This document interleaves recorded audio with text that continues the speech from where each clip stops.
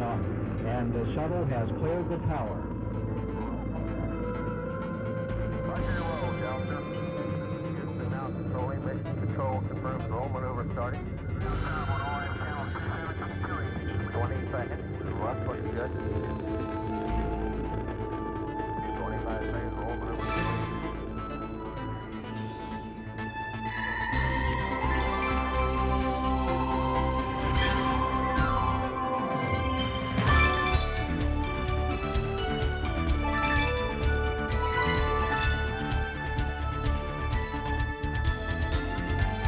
In June 1983, Sally Ride became the first American woman astronaut to fly in space. Her milestone flight came 22 years, 57 astronauts, and 37 manned missions after Alan Shepard made America's first suborbital spaceflight. Hello, I'm Nichelle Nichols. When I played Chief Communications Officer Uhura aboard the Starship Enterprise, I was hailed as a pioneering woman astronaut.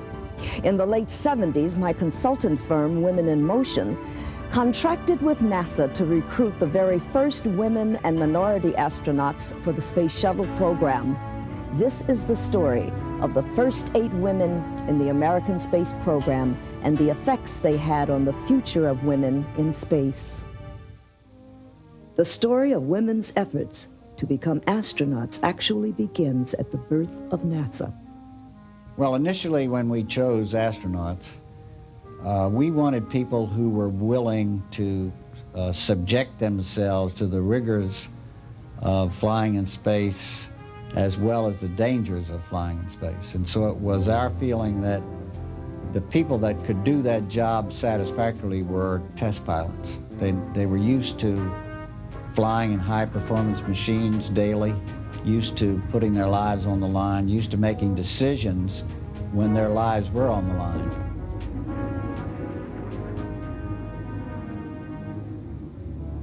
"115 military jet test pilots were initially selected by an infant NASA to be tested as potential astronauts.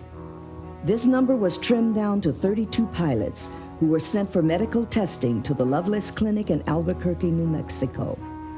Dr. W. Randolph Lovelace was without question one of the world's foremost authorities on high-altitude aviation medicine, having developed the test for U-2 spy plane pilots in the mid-1950s.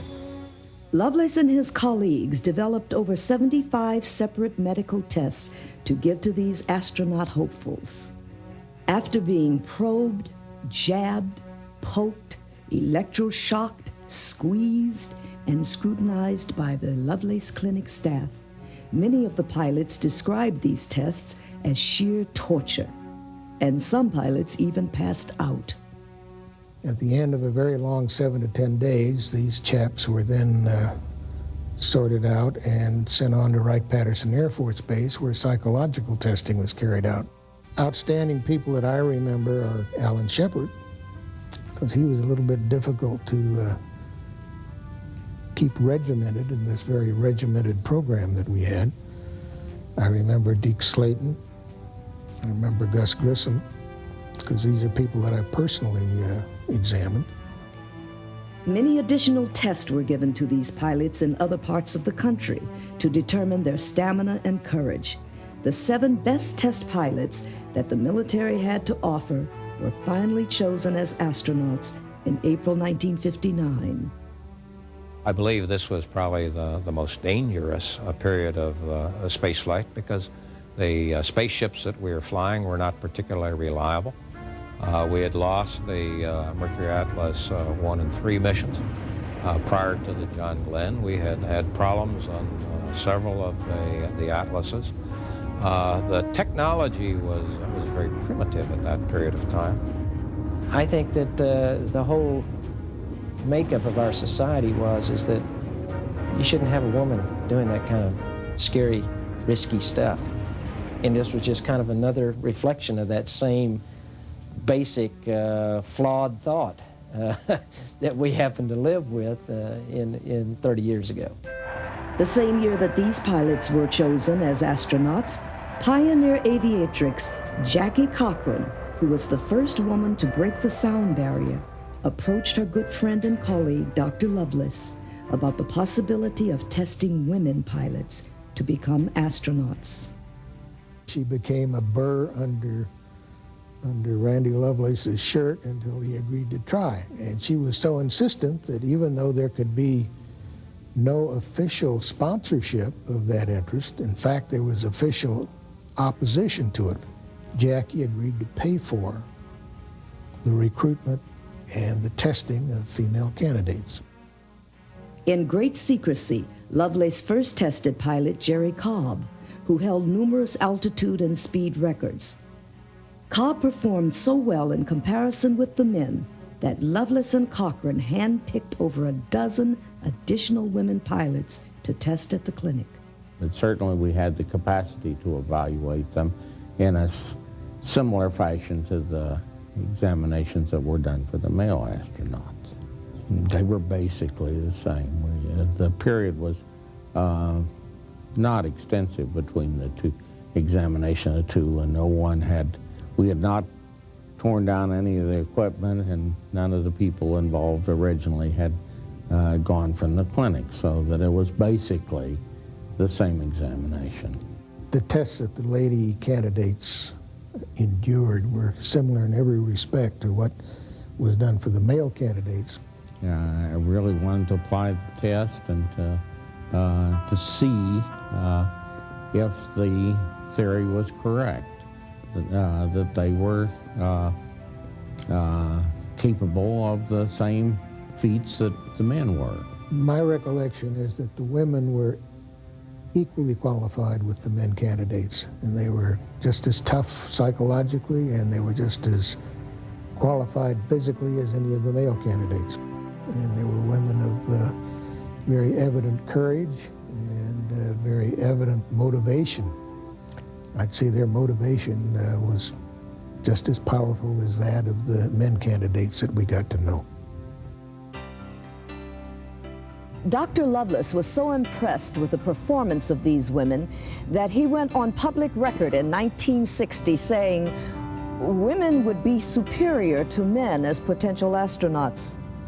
However, in July 1961, NASA abruptly canceled all further consideration of women as potential astronaut candidates and dashed the hopes of all women to participate in the astronaut corps for the next 2 decades.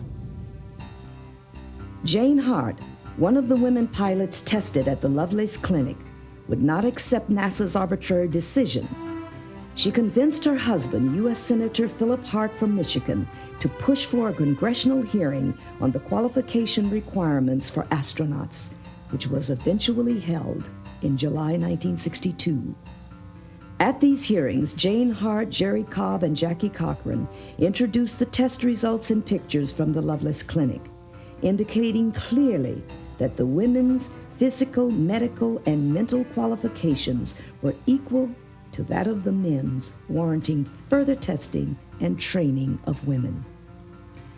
They also testified that NASA was inherently discriminatory, since only men were able to become military jet test pilots, a basic requirement to becoming an astronaut. At that time, women were not allowed to fly jets in the military, and there were no civilian jet test pilot opportunities available to women.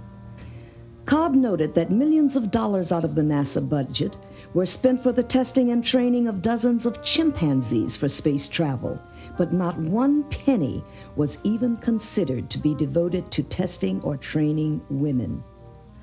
Cobb even offered to take the place of one of the chimps. However, as a result of the testimony of NASA officials and astronauts, the Congressional Committee decided to accept NASA's position to not accept women as astronauts into the space program at that time.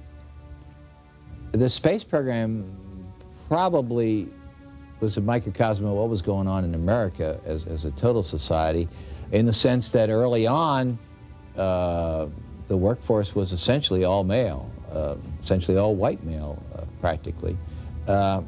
And that was certainly true of the astronaut corps, it was certainly true of the people in the control center, and most of the people who worked at the center. In June 1963, the Russians put an end to the question of whether or not women could withstand the rigors of space flight when cosmonaut Valentina Tereshkova was sent up and orbited the Earth for 3 days. In fact, her flight lasted longer than all of the American astronauts' flight time combined. Tereshkova was not a military jet test pilot, not an engineer, nor a scientist. She did not have an advanced education and was not even a pilot. I recall the flight of the first woman, Russian cosmonaut, and I remember kind of scoffing at it. It's just a stunt. They were trying to make a point or something, that she had problems. She got sick and she didn't feel good and she wanted to get home and get down, and I don't even know whether any of that was true, but at least those were that was the hallway talk, that, yeah, the Russians put them up, but boy, it was a disaster. Throughout the 1960s, the American space program was devoted primarily to the moon race with the Russians. NASA's only goal at that time was to plant the American flag on the moon. There was no discussion at all of women joining the space program. It's one small step for man, one giant leap for mankind. By the early 1970s, however, NASA began designing and planning the reusable shuttle spacecraft. This looks like a good time for some good news here. The House passed the space budget yesterday, 277 to 60, which includes a vote for the shuttle. Wonderful. NASA determined that the new shuttle would not only be a vehicle to take payloads in orbit, but would also be a place to conduct a wide variety of increasingly complex and technical scientific and medical experiments.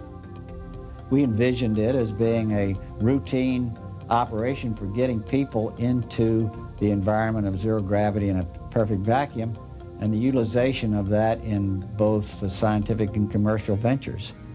So we were looking for people of a whole new cross-section of our country as compared to just the limited test pilots that we had in the early days of spaceflight. At first, many people thought that NASA's new efforts to recruit women and minorities into the astronaut corps was nothing more than a publicity stunt, and there were relatively few applications. As a result of my high visibility portraying both a woman and a minority astronaut in Star Trek, NASA convinced me that I could make a significant contribution to the recruitment of women and minority astronauts. As part of my contract, I contacted and went to universities and aerospace corporations to give speeches. I made public service announcements and commercials, and I appeared on TV and radio talk shows and did whatever was necessary to identify qualified individuals and encourage them to apply for shuttle astronaut training.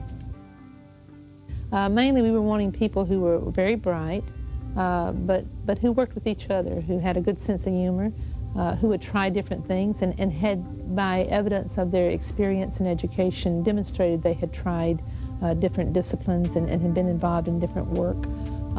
We also wanted people who wanted to work in the space program, who this was a real internal desire of theirs, because we knew it was going to be tough.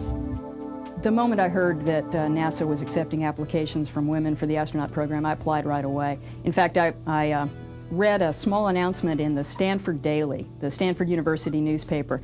NASA had put out ads to a lot of universities because this was new. They had never accepted women, and they wanted to recruit women and minorities to apply. They were afraid they wouldn't get any applications. It was very rewarding at that time to get as many people applying for the job as we did. We ended up with about 12,000 people who were reasonably qualified for the job, and that was very rewarding that we had that many people interested. We narrowed it down to a group of several hundred. We invited these people in for interviews, and at that time they got their medical examinations. The findings by NASA in 1978 that women medically qualified for space travel just as well as the men ultimately vindicated the pioneering visions of Dr. Lovelace, who made identical findings back in 1960. The interview itself, the personal interview, which is probably the most significant factor in making final judgments, is, I think, about an hour, hour and a half long. I didn't time mine. It was not a peppering set of questions of great detail as much as a probing of you and how you see yourself. As I recall, it was, well, tell us about yourself. Start with high school. And that was it. I think what we had in our minds at the time was about 15 people to select out of the 12,000. But when we saw the quality of people that we got applying, when we saw the tremendous acceptance in the country of what we were trying to do, we realized in the final days that there were just so many good people that we expanded the number. We selected 35 astronauts in the first group, and there were 6 of those astronauts that were women. In the second group, we had 2 women that were selected in that group. The 6 women astronauts chosen in 1978 were to be trained as mission specialists. They were Dr. Sally Ride, a research physicist, Dr. Judith Resnik, an electrical engineer, Dr. Catherine Sullivan, an oceanographic geologist, Anna Fisher, MD, an emergency room physician, Ray Seddon, MD, a surgeon, and Dr. Shannon Lucid, a biochemist. 2 of the women who applied in 1978 but were not chosen reapplied again in 1980 and were finally accepted. They were Dr. Bonnie Dunbar, a materials scientist and systems engineer, and Dr. Mary Cleave, a sanitation engineer. So when NASA announced that they were going to take on some more people, those of us who were standing in line to fly already didn't think that was a really swift idea. You always feel like the shorter the line, the better your chances are. And then we were surprised when we found out how many they took. Once this new group of 35 astronaut candidates came to NASA in 1978, there were serious questions on just how the male astronauts would react to these women. So we had a lot of women distributed throughout the NASA program, but it was still a real change to have women introduced into the flight program. I saw cases where I thought some of the older astronauts were not exactly on board with women being in the astronaut corps. And, you know, you have to sense that and feel it. Not that these people stood up and said, I don't like them and I want them out of here. None of that at all. But there was, you could just sense tension and so forth. I think it was a big question mark. I think most of the men that we worked with in the astronaut program sort of had a wait-and-see attitude. And we had to prove that we were willing to work hard, that we were serious people, that we didn't expect them to carry our equipment for us, that we were willing to do the work that was here, and that this was something that we were really excited about. In a lot of ways, you would think that both of us being astronauts would be really interesting and really fun because we would know what each other was doing. That's the good side of it. The bad side of it is that she comes up with commitments that she has got to go take care of and has to go do at the same time that I have commitments that I can't get out of, that I can't reschedule and adjust to. And so it makes life kind of difficult for us. And that's not a complaint, that's just the way it is. The image of an astronaut for a lot of people didn't include women, but we ourselves didn't have that problem. We'd been there as long as we had, and so we simply made others aware of the fact that oh, by the way, in this group, not all the astronauts are men, so if you haven't made some allowance for the fact that we have some women, you need to. Pretty much in our office, you know, we were all treated equally, and we were treated basically based on, you know, what you could do, and it just was not treated like we were some separate category.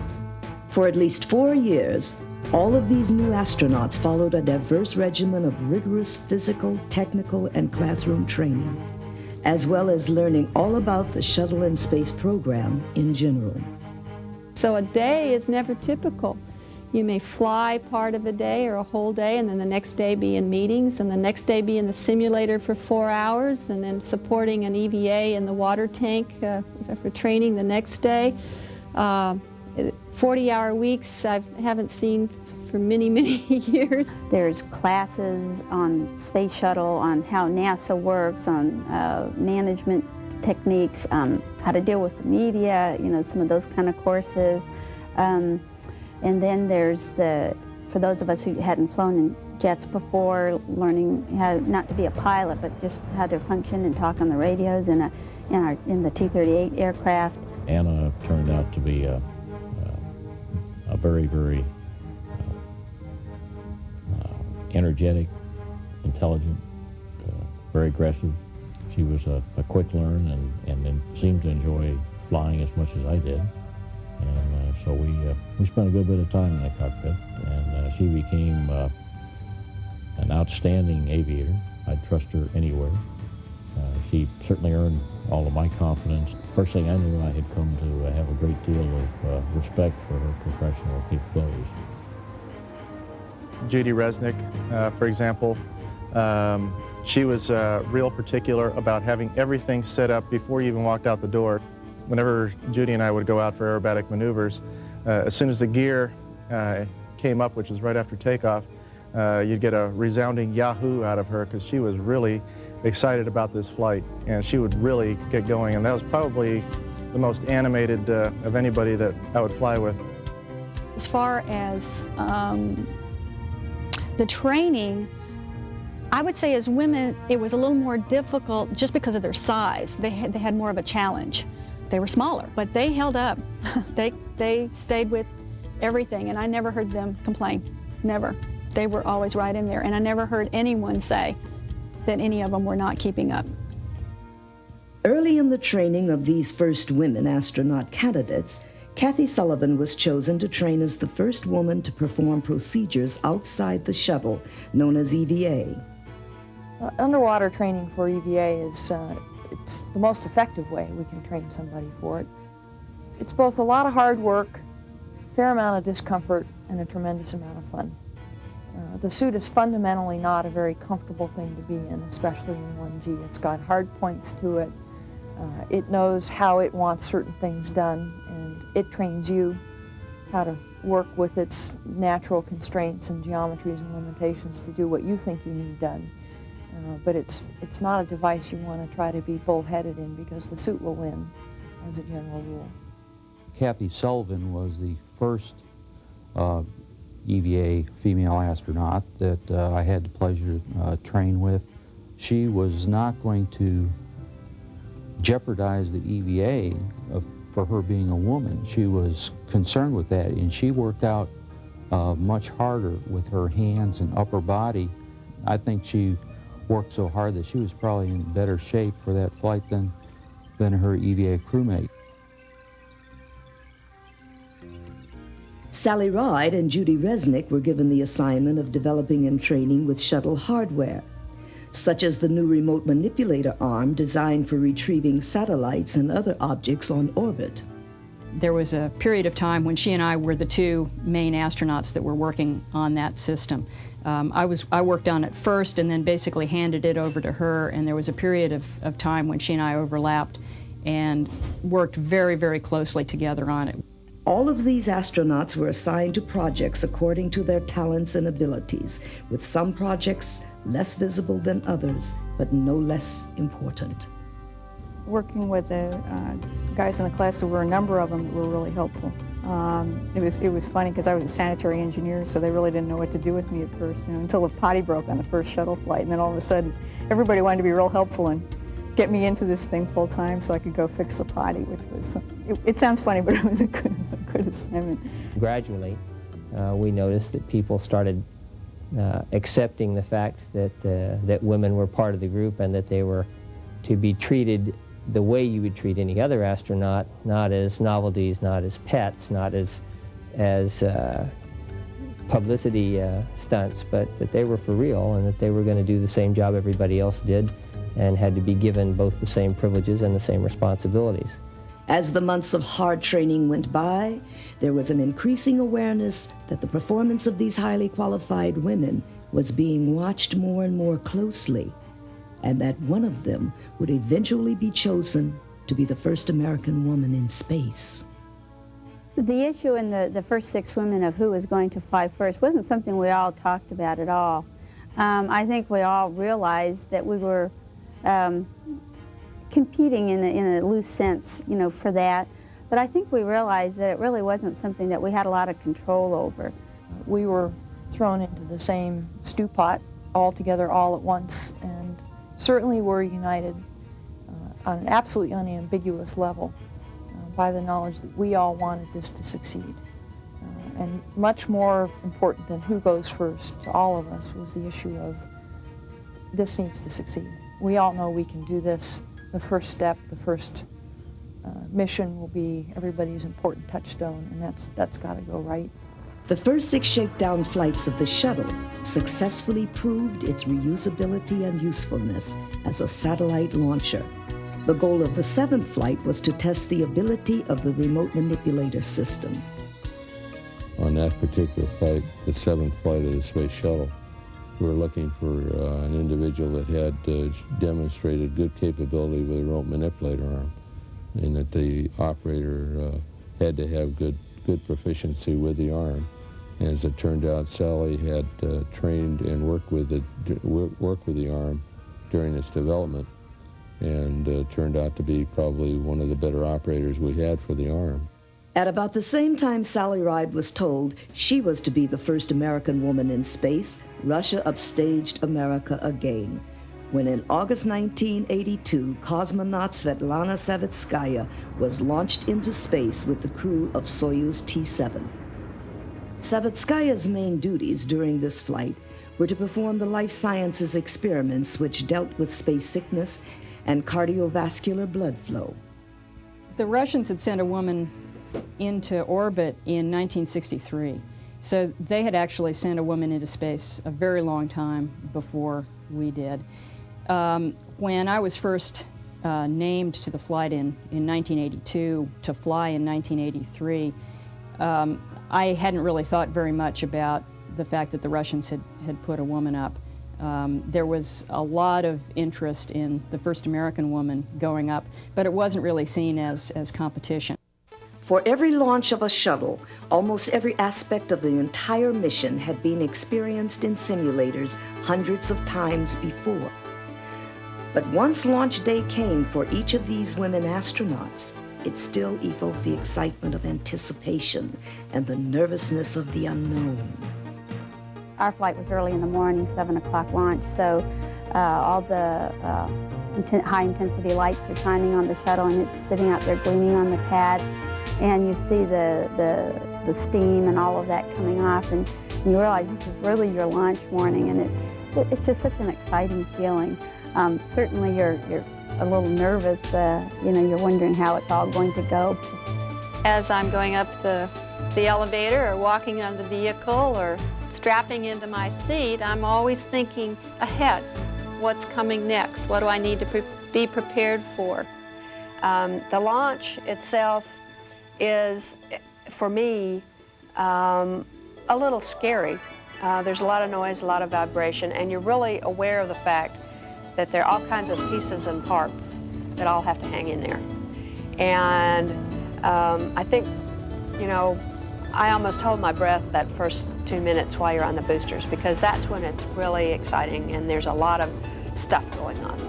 After the boosters come off, it's a much smoother ride, and so you're sort of less aware of the machinery. I dream of reaching the rings of Saturn, feel like climbing the Milky Way. I trip the light over Earth's horizon, watching the clouds and the oceans play. High over planet Earth, right before my eyes, I can fly, and like a comet on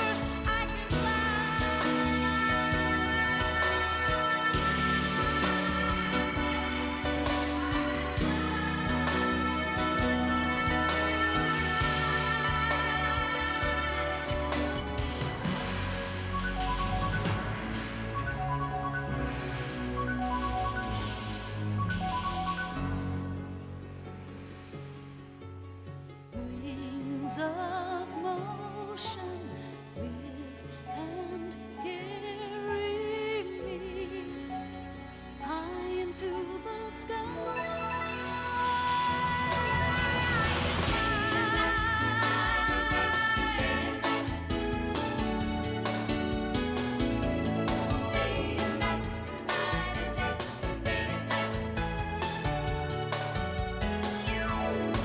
And like a comet searching for a landing, slowing gently to the speed of sound, I hear the thunder breaking all around me and feel the earth as I touch the ground. Gliding back to planet Earth, pouring through the sky. I can fly, I can fly, I can fly, I can fly, I can fly.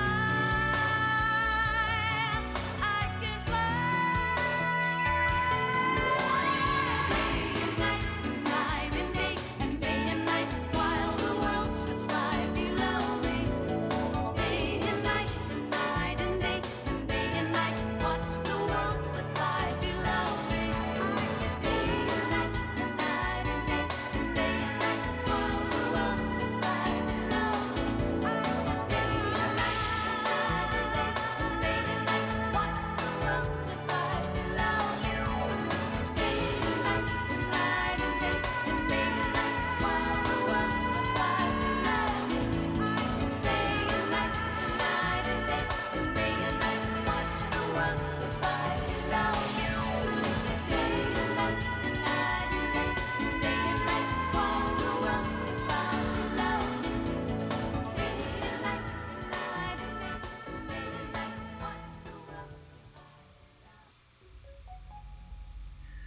The unique ability for the space shuttle to re-enter the Earth's atmosphere and land like an airplane no doubt cleared the road to the stars. I spent a large portion of my engineering career working on the thermal protection system for the space shuttle and running it through tests on the ground. And this is an opportunity when you're on the flight deck to actually see the plasma glow around the vehicle as it re-enters due to the re-entry heating, to know that those tiles are protecting us against 2,300 degree Fahrenheit heat. Watch the plasma glow as it changes colors because that's associated with temperature. So you may see it at one point, white, pink, red, rose-colored, orange. The weather was just beautiful during the landing. We actually were supposed to land in Florida at the Kennedy Space Center, but the weather was awful there, so we got diverted into California and landed at Edwards Air Force Base. And Bob Crippen took over just after the space shuttle went subsonic, slowed down below Mach 1. And it was an absolutely beautiful landing. I remember that I didn't even know when the wheels had touched down.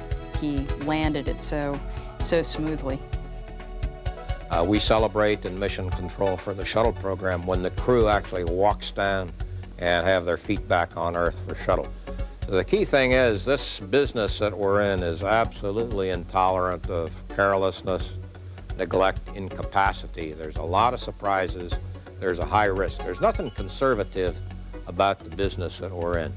So basically, we hold back until we are absolutely sure that our job is done. Then we will sit back and we'll celebrate. After the initial successes of these shuttle missions, NASA felt that they were safe enough to include non-astronaut civilians. They introduced the Teacher in Space program and chose a woman teacher, Krista McAuliffe, to participate in the 51L shuttle flight. Judy Resnik, the second American woman in space, was also chosen to be part of this crew. Amidst the greatest fanfare and media coverage since the moon mission of Apollo 11, the shuttle Challenger was scheduled to launch on that fateful day in January 1986. Don't it seem through our dreams people need new heroes? Through the tears, through the fears, through the years, new heroes. Lead it to the future.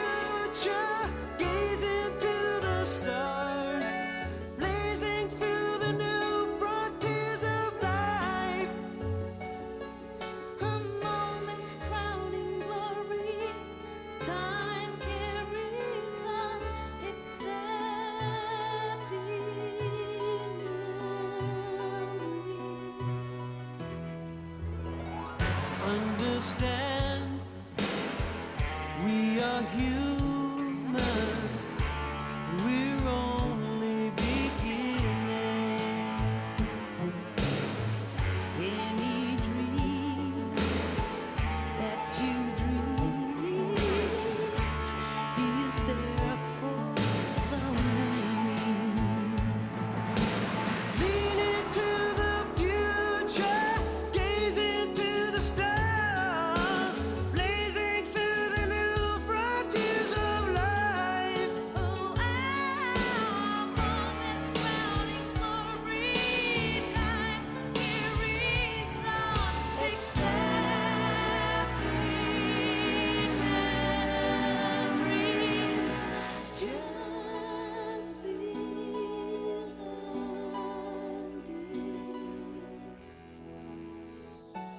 Don't you see?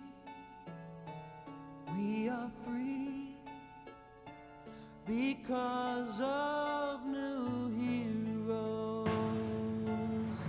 So don't cry, please don't cry, look to the sky. Remember your heroes. Remember your heroes. Remember new heroes.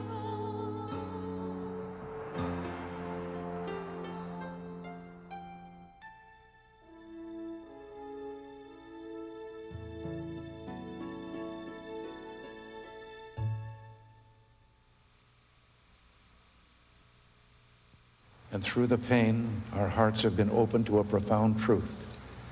The future is not free. The story of all human progress is one of a struggle against all odds. We learned again that this America, which Abraham Lincoln called the last best hope of man on earth, was built on heroism and noble sacrifice. It was built by men and women like our 7-star Voyagers, who answered a call beyond duty, who gave more than was expected or required, and who gave it little thought of worldly reward. President Reagan told me, Dr. Resnik, do you want the program to continue? And I said, absolutely. If you stop the program now, these 7 will have given their lives in vain. If you look back at our history, the way we've made gains is through learning through failure and learning to go on and fix it and get on about our business. To me, the Challenger accident drew a lot of attention, and it should have, and it was a terrible tragedy. But it's something that we ought to learn from and press on, and not to turn away from taking those risks when the gain's worth it.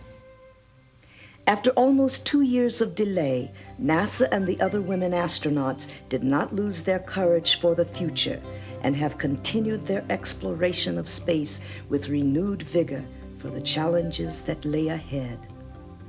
And even though they were not publicity seekers, the performances of these first women astronauts were scrutinized closely by everyone questioning the role of women in space. It was the pioneering spirit of these women that led to other women achieving their dreams in the space program, including Dr. Mae Jemison and Dr. Ellen Ochoa. I guess that we were pioneers in some sense. We certainly blazed the way for other women in the space program. And all you need to do is look at the numbers of women astronauts who've come in the program since the groups that came in 78 and 80 to see that that we've been very successful in that. Apparently we did the job well enough that NASA was more than willing to continue to bring women into the astronaut program. Judy wanted to be remembered not necessarily as a pioneer in the space program. She said she just loved the work, and she wanted to contribute whatever she could as far as the program was concerned. She just wanted to be known as an astronaut who did her job. I had read and heard about these people when I was younger. As a lieutenant in the Air Force, I'd seen them on TV. I had seen Judy Resnik and Sally Ride on television. They had inspired me.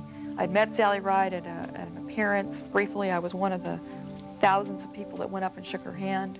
Just meeting them alone was enough of a motivation to me. Hey, they've done this, they've been there, they've obviously survived, they're happy, they're enjoying their jobs, and that was enough for me. Being a role model it's sort of scary at times. I mean, you're having a tremendous impact on kids, and you want to try to do something positive. I talk to schools a lot. You know, I always figure if I can get just one kid in there to think about doing their math or science homework, or preferably both, then it was worth the time and it was worthwhile. Women have recovered well from 2 decades of exclusion as astronauts and are now considered equal partners in the exploration of space. I think that all of NASA actually went to a great deal of effort to make sure that, that the trail was blazed actually before we got there. I don't think that we get to take all the credit as, you know, as the only pioneers. I think NASA deserves a lot of the credit. There are, however, still other milestones and firsts to be made by women, such as serving as shuttle pilot and shuttle commander. Being a shuttle pilot is a very difficult job. I do feel extra pressure being the first woman pilot. There is no doubt in my mind there's a lot of people that are watching me. But I like pressure, and I think I operate better under pressure. One of my long-term goals in my career is to be a shuttle commander. I would like to do that. To be a shuttle commander, you really need to earn that job because it is quite a distinction and with a tremendous amount of responsibility and something that we don't take lightly. With an almost prophetic sense of accuracy, husband and wife astronauts Anna and Bill Fisher foresaw the emerging role of women as active participants in space exploration over 5 years before Sally Ride's historic flight in space. I feel that the exploration of any new frontier in history and the past has always been shared by both men and women, and I think that space is no exception, and I think women will be able to do as good a job as men, and it's something that should be done together. Well, I think that the human race has its destiny in space, and I don't think it's fair to say that only half the human race should go. I think this is going to be an endeavor that's going to involve everyone, and certainly women aren't going to be excluded from that. I think there'll be no difference in participation, and we'll live to see that within the next 15 or 20 years. Because the human race, maybe it's not tomorrow or next year, but the human race is heading toward the solar system and the stars. That is where the human spirit is going to lead. And for those kids who have the sense of adventure, and those kids who are the sons and daughters or grandsons of pioneers, those children who look up at the sky at night and get a funny feeling in the pit of their stomachs, yes, I would say go forward and follow your dream. Just as the astronauts of today watched in awe and amazement as school children at the first manned space flights, it is altogether possible that the school children of today will themselves be pioneers in colonies on other planets or permanent space stations. These extraterrestrial colonies will be far too demanding and the challenges far too great to allow the abilities and talents of any individual to be wasted, regardless of sex. Today, America is perhaps even unique in the world in terms of being able to double the potential of the brain power by including women, compared to a lot of the other countries in the world with whom it is clear we are competing economically. Other countries are nowhere near as successful for whatever reasons, probably most of which are cultural, but for whatever reasons, they are not able to adapt and to integrate women into the workplace as effectively, I don't think, as we have in the United States. I really do think in many ways NASA is a reflection of an improving picture across the nation, may even be a model to look at. In the late 50s, early 60s, NASA was a all-white male show. And it took time to get people that had the right kind of backgrounds. But today, I believe NASA has got as many women in important places as the rest of our society. Carolyn Huntoon has broken through at the Johnson Space Center. There will be others that come up. And at that top level, as soon as that's done, I could see even a woman running NASA. The original 6 women, as we call them, and then the 2 that came in the following year or so, were indeed pioneers. The women had a particularly specific job to do, and that was be the best they could be and be good astronauts and make those things mesh so that what has happened because of their work. Today, people do not think too much about there's a woman on board the shuttle, or there's 2 women on board the shuttle. They think there's a crew up there, and that was our goal from the beginning, and I think we've achieved that goal. Thanks in large part to the dedication, professionalism, and sacrifices of these first 8 women astronauts, both men and women will be working shoulder to shoulder on the frontier of tomorrow in the exploration of our solar system and beyond.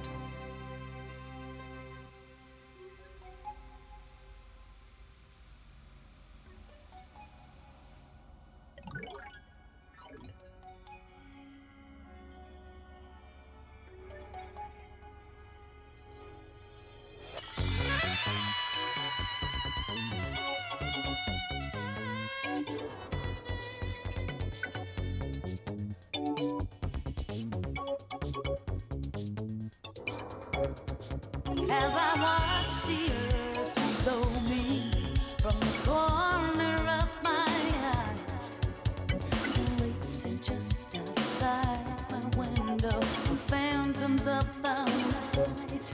For a moment I wonder, was it real or was it me? Or could it be the myth I